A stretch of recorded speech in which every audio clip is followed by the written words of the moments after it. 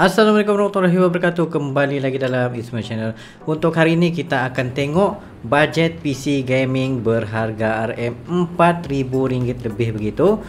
Apa yang korang boleh dapat di sana, seperti adakah sesuai untuk korang punya editing, rendering, ataupun yang paling utama iaitu gaming dengan ultra setting, ray tracing, sama ada mampu ataupun tidak. Kita akan tengok ada satu PC yang aku baru invest, iaitu dalam sekitar RM4,000 itu, dengan menggunakan AMD Ryzen 5 3600 42GHz, Asus Prime motherboard B550M, seterusnya penggunaan eData XPG untuk 16GB RAM serta 512GB M.2 SSD, Asus RTX 3060 12GB VGA card, seterusnya penggunaan MATX Gaming Case White chassis yang berwarna putih, serta hanya menggunakan 550W 85 plus bronze power supply. Nah, di sini kita akan tengok macam mana dia punya performance. Yang ini aku menggunakan user benchmark, di mana yang aku boleh tengok secara overall quality yang ada pada gaming PC yang aku baru tempah ataupun baru buat ini. Sebab kita tahu kan sekarang ni grafik card harganya semakin turun. Bila Bitcoin turun, harga grafikan pun turun juga. Jadi inilah masa yang sesuai tahun 2022 ini untuk korang membeli grafika, dan dikatakan lagi 2-3 bulan itu akan lagi rendah grafika selepas ini. Seterusnya ini result yang aku dapat: gaming 89%, desktop 91%, dan juga workstation 86%. Dan kebanyakan banyaklah yang mengesyorkan untuk menggunakan this kind of build dengan harga RM4,000 ini saja. Seterusnya performance dengan menggunakan Ryzen 5 3600 ni dalam range RM800 lah. Jadi benchmark dia dalam sekitar 85%. Penggunaan RTX 3060 ni yang bukan Titan punya version ialah 99% outstanding dengan 130 fps kepada quality yang inilah penggunaan DX10 ataupun DirectX 9. Seterusnya kepada eData 512GB, memang ini antara SSD yang terbaik, yaitu dengan 235% outstanding.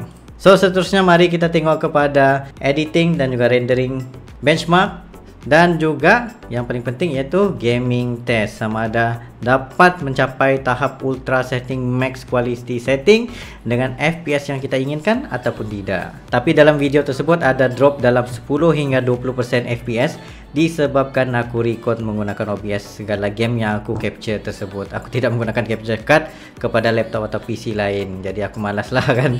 Terusnya aku try lah untuk ultra setting everything. Jom kita tengok.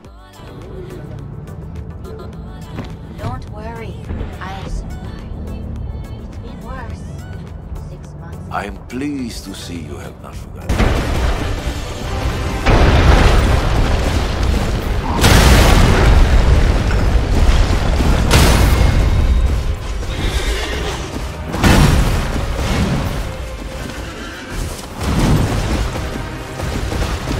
This don't make no fucking sense.